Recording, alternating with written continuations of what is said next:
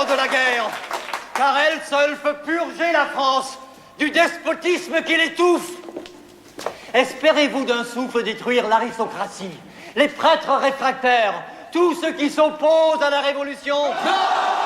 Alors il faut détruire l'armée d'émigrés qui se rassemble à Coblence, tandis que nous parlons.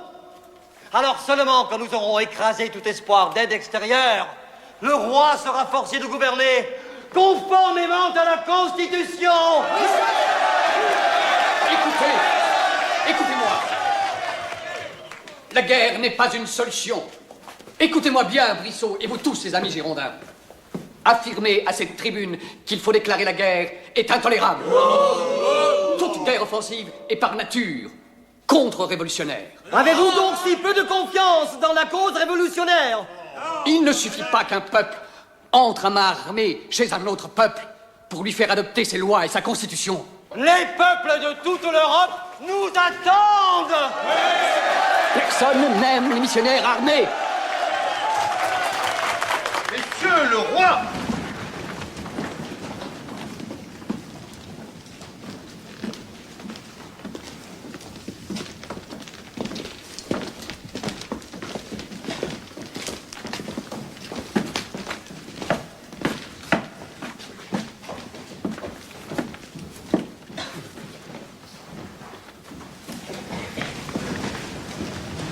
Messieurs, vous connaissez le résultat des négociations que j'ai engagées avec la Cour de Vienne. Les conclusions ont été approuvées à l'unanimité par mon Conseil. Elles sont conformes à vos vœux et aux sentiments exprimés par un grand nombre de citoyens dans les différentes provinces du Royaume.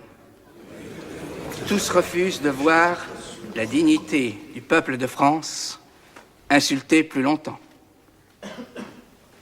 Comme c'était mon devoir, j'ai fait de mon mieux pour maintenir la paix.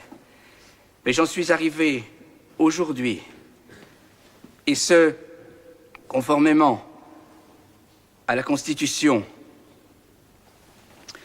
à proposer à l'Assemblée nationale la guerre.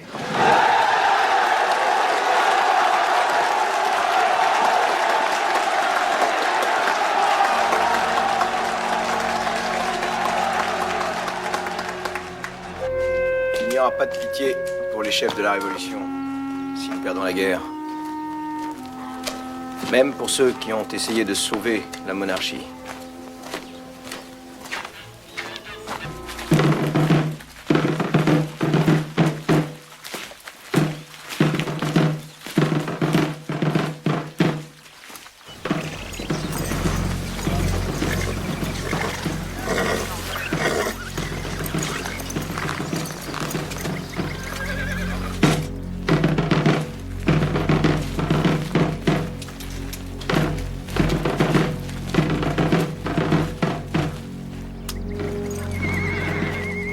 Meine Herren,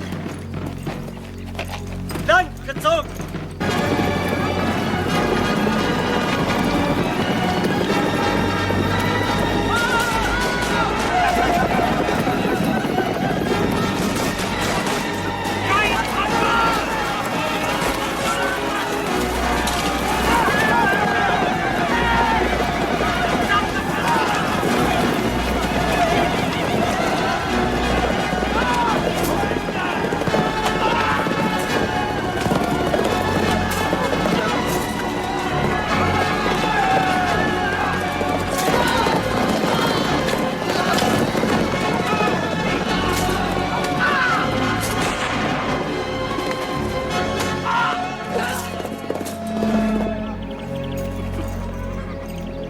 Das ist deine erste Lehre.